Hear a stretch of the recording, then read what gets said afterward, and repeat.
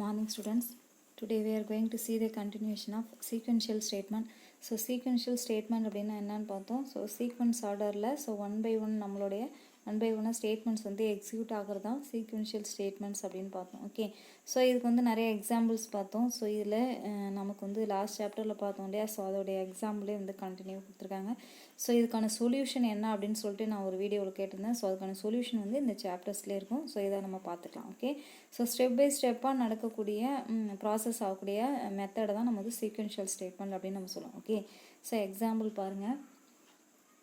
Let us solve the farmer, goat, grass and wolf problem of example 6.12. We decided to represent the state of the process by 4 variables: farmer, goat, grass and wolf. So representing the sides of the farmer, goat, grass and wolf respectively. In the initial state, all 4 variables have the value L left side. In the final state, all 4 variables should have the value R right side. ஓகேவா. So இப்போ ஒரு example எடுத்துக்கலாம். நம்ம 6th சாப்டர்லேயே பார்த்துருந்தோம் இல்லையா. So 6th சாப்டரில் இந்த example கொடுத்துருந்தாங்க. ஃபார்மர், கோட், கிராஸ் அண்ட் wolfன்னு சொல்லிட்டு 4 வேரியபிள்ஸ் எடுத்துட்டாங்க. இந்த 4 வேரியபிள்ஸும் யூஸ் பண்ணிவிட்டு பார்த்திங்க அப்படின்னா அல்காரிதம் க்ரியேட் பண்ண சொல்லி அதில் கொடுத்துருந்தாங்க. ஓகே, ஸோ இதை சீக்வென்ஷியல் ஆர்டரில் எப்படி அல்காரிதமாக நம்ம ரைட் பண்ணுறோம் அப்படின்றதான் இதில் கொடுத்துருக்காங்க. ஓகேங்களா. ஸோ இதில் பாருங்கள். ஸோ என்ன கொடுத்துருக்காங்க, 4 வேரியபிள்ஸ் எடுத்தாச்சு. இந்த 4 வேரியபிளோடைய இனிஷியல் ஸ்டேட் என்ன அப்படின்னு பார்த்தீங்கன்னா, இந்த 4 வேரியபிள்ஸும் பார்த்தீங்கன்னா லெஃப்ட் சைடில் இருக்காங்க. எதுக்கு லெஃப்ட் சைடில் அப்படின்னா ரிவருக்கு லெஃப்ட் சைடில் இருக்காங்க. அப்போ லெஃப்ட் சைடு அப்படின்னும் போது நம்ம எல் அப்படின்னு நம்ம அசைன் பண்ணிக்கலாம். ஃபைனல் ஸ்டேட் அப்படின்னு பார்த்தீங்கன்னா 4 வேரியபிள்ஸும் எங்கே போகணும், ரிவரை தாண்டி ரைட் சைடுக்கு வரணும். அதுதான் நம்மளுடைய ஃபைனல் வேல்யூ. ஓகேங்களா. ஸோ ஃபைனல் ஸ்டேட் அப்படின்னு சொல்கிறது. ஓகே, ஸோ கோல், நம்மளுடைய கோல் என்ன அப்படின்னா, the goal is to construct a statement S so as to move from initial state to final state. So நமக்கு என்ன சொல்லியிருக்காங்க பாருங்கள். So to construct a statement S move from initial state to final ஸ்டேட்னு சொல்லிட்டாங்க. அப்போ நமக்கு left சைடில் இந்த 4 வேரியபிள்ஸும் இருக்காங்க. இவங்க ரிவரை கிராஸ் பண்ணி ரைட் சைடுக்கு போகணும். அப்போ போகக்கூடிய நடுவில் நடக்கக்கூடிய அந்த ப்ராசஸை தான் நம்ம என்ன பண்ணணும், ஸ்டேட்மெண்ட். ஸோ அந்த ஸ்டேட்மெண்ட்டை எப்படி நம்ம உருவாக்குறது அப்படின்னு தான் நம்ம பார்க்கணும். ஸோ ஸ்டேட்மெண்ட்டை நம்ம எஸ் அப்படின்னு எடுத்துக்கலாம். We have to compose S as a sequence of assignment statements such that in none of the intermediate states. Okay, golf and wolf have the same value but farmer has the opposite value. Or goat and grass have the same value but farmer has the opposite value. Subject to this constraint, a sequence of assignments and the state after each assignment are shown in figure. So இப்போ பாருங்கள், கோட்டும் wolfம் நம்ம same சைடில் இருந்துச்சு அப்படி same value அப்படின்னு சொல்கிறோம். அப்படி same சைடில் இருந்தால் என்ன ஆகும் அப்படின்னு நம்ம சொல்லியிருக்கோம். ஸோ wolf கோட்டை சாப்பிட்டுடும் அப்படின்னு நம்ம பார்த்தோம் இல்லையா. ஃபார்மர் ஆப்போசிட்டில் இருந்தால். அதுவே கோட்டும் கிராஸும் இருந்துச்சுன்னு வச்சுக்கோங்களேன். ஸோ அப்போ கோட் கிராஸை சாப்பிட்டுடும் இல்லையா.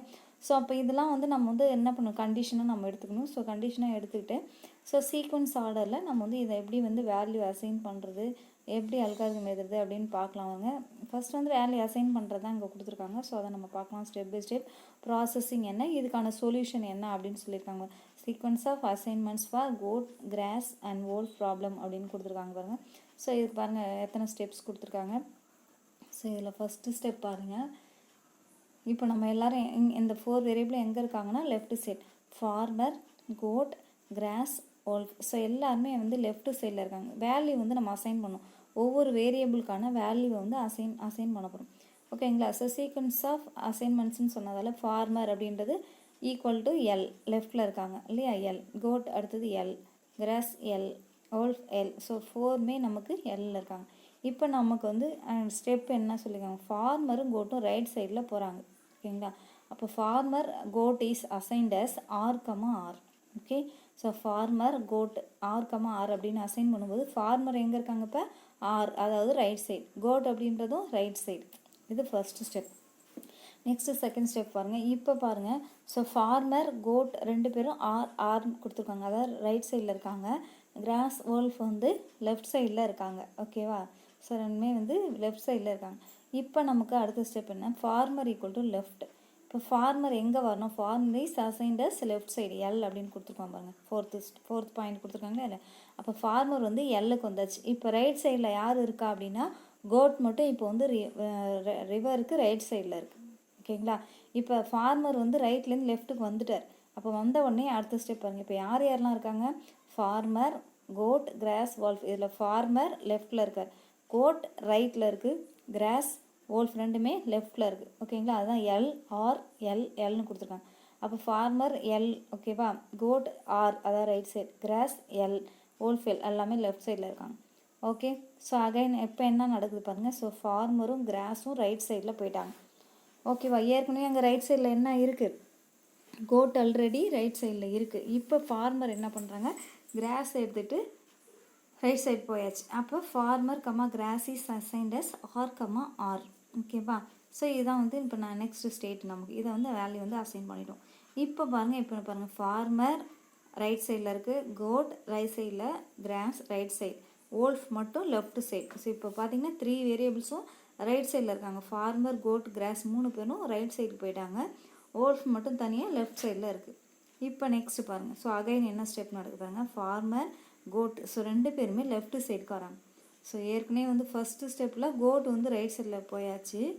அடுத்தது திரும்ப என்ன பண்ணாங்க, கிராஸ் எடுத்துக்கிட்டு ஃபார்மர் வந்து ரைட் சைடு போயிட்டாரு. அப்போ கோட், கிராஸ், ஃபார்மர் 3 பேரும் ரைட் சைடில் இருந்தாங்க.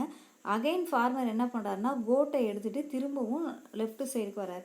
அப்போ ஃபார்மர், கோட், ஸோ 2 பேருமே எங்கே இருக்காங்க, லெஃப்ட் சைடில் இருக்காங்க. இப்போ ரைட் சைடில் என்ன இருக்கும் அப்படின்னு பார்த்தீங்கன்னா கிராஸ் மட்டும்தான் இருக்குது ரைட் சைடில். ஓகே, ஸோ நெக்ஸ்ட் பாருங்கள், farmer, goat, grass, wolf, so எல்லாருமே இப்போ லெஃப்ட் சைடில் இருக்காங்க. Sorry, farmer left side, goat left side, grass வந்து ரைட் சைடு, wolf வந்து லெஃப்ட் சைடில் இருக்காங்க இல்லையா. அப்போ கிராஸ் மட்டும்தான் நமக்கு ரைட் சைடில் இருக்குது, மீதி எல்லாமே லெஃப்ட் சைடில் இருக்காங்க. இதான் இப்போ இதை வச்சுட்டு நெக்ஸ்ட் வேல்யூ எப்படி அசைன் பண்ணுறதுன்னு பாருங்கள். Farmer, wolf is assigned as r, right side. இப்போ ஃபார்மர் என்ன பண்ணுறாருன்னா கோட்டை கொண்டு வந்தார்லே அகைன் ரைட் சைடுக்கு எடுத்துகிட்டு போயிட்டு திரும்பவும் லெஃப்ட் சைடு கொண்டு வந்துட்டார். ஏன் அப்படின்னா அந்த ரிவரில் அட் ஏ டைம் அவரால் ஒரு திங்ஸை மட்டும்தான் எடுத்துகிட்டு ட்ராவல் பண்ண முடியும் ஃபார்மரால். அதுதான் நம்மளுடைய கண்டிஷன். 2 திங்ஸ் எல்லாம் எடுத்துகிட்டு போகக்கூடாது. அதனால தான் ஃபஸ்ட்டு கோட்டை எடுத்துகிட்டு போய் விட்டுட்டு திரும்ப வந்துட்டு கிராஸ் எடுத்துகிட்டு போயிட்டு திரும்ப கிராஸ் அங்கே கொண்டு போய் வச்சுட்டு கோட்டை எடுத்துகிட்டு வர்றாரு. ஏன்னா கோட்டை மட்டும் இங்கே விட்டுட்டு போனோம் அப்படின்னா wolf சாப்பிட்டுடும். அதனால தான் இந்த மாதிரி பண்ணுறாரு. ஸோ அப்போ வந்து ஃபார்மர், wolf, ஸோ 2 பேரும் இப்போ எங்கே போயாச்சு, ரைட் சைடில் போயாச்சு. So R. இப்போ யாரெல்லாம் ரைட் சைடில் இருக்கா, ஃபார்மர் ரைட் சைடில் இருக்காங்க, கோட் லெஃப்ட் சைடில் இருக்குது, கிராஸ் ரைட் சைடில் இருக்குது, wolf ரைட் சைடில். ஸோ இதில் 3 வேரியபிள்ஸ் ரைட் சைடில் இருக்குது, லெஃப்ட் சைடில் இருக்கிறது கோட் மட்டும்தான். ஓகேங்களா, அப்போ ஃபார்மர் என்ன பண்ணுவார், அகெயின் லெஃப்ட் சைடுக்கு வருவார். அப்போ ரைட் சைடில் யாரெல்லாம் இருக்கா, கிராஸ், wolf, ஸோ 2மே ரைட் சைடில் இருக்குது. ஃபார்மரும் கோட்டும் இப்போ லெஃப்ட் சைடில் இருக்காங்க. ஓகே, இப்போ ஃபார்மர், கோட், ஸோ அகைன் இவங்க 2 பேருமே is assigned as right side அப்படின்னு நம்ம கொடுத்துருவோம். இப்போ farmer, goat is assigned as R. இப்போ ஃபார்மரும் கோட்டும் ரைட் சைடில் போயிடுச்சு. ஸோ நம்மளுடைய ஃபைனலாக இப்போ என்ன இருக்காங்கன்னா ஃபார்மர், கோட், கிராஸ், wolf எல்லாருமே ஈக்குவல் டு ஆர், எல்லாருமே ரைட் சைடில் வந்தாச்சு. ஸோ இப்படி தான் வந்து நம்ம வந்து வேல்யூவை வந்து நம்ம வந்து அசைன் பண்ணும். ஓகே, ஸோ இதுதான் இதுக்கான சொல்யூஷன். ஓகேவா, other than lines 1 and 15, in line 7 goat and grass have the same value but farmer also have the same value as they. Line 9 goat and wolf have the same value but farmer also has the same value as they. Thus the sequence has achieved the goal state without violating the constraint. Okay வா, so இந்த லைனை வந்து check பண்ணி பாருங்கள். Okay, so next வந்து பார்த்தீங்கன்னா alternative statement. So alternative statement அப்படின்னா என்ன அப்படின்னு பார்க்கலாம்.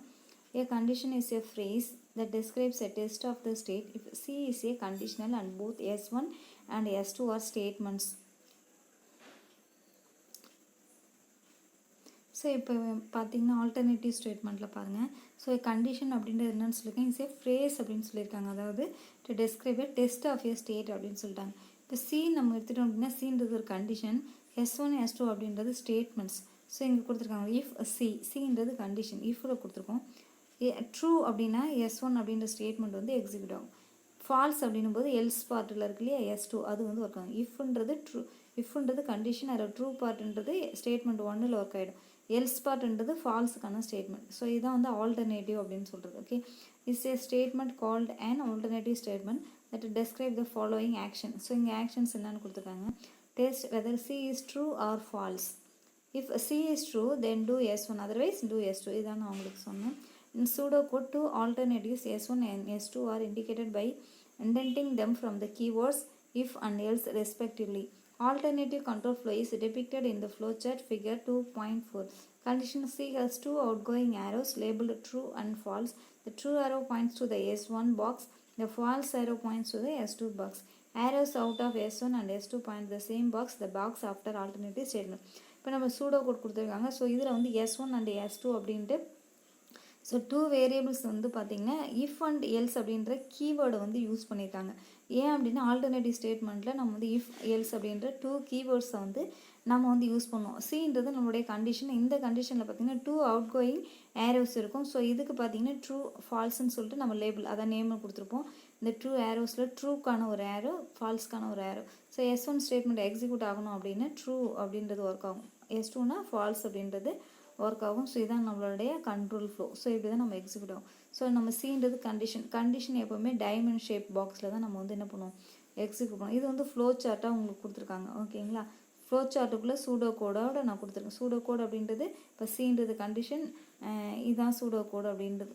If C S1 else S2 அப்படின்றது சிம்பிள் வேர்ட்ஸில் உங்களுக்கு கொடுத்துருக்காங்களே, இதான் வந்து சூடோ கோட். இதை வந்து ஃப்ளோ சார்ட்டில் தான் வந்து உங்களுக்கு வந்து ட்ரா பண்ணி ஸோ கண்டிஷன்ஸ் எப்படி ஒர்க் ஆகுது அப்படின்றதுக்காக கொடுத்துருக்காங்க. ஓகே,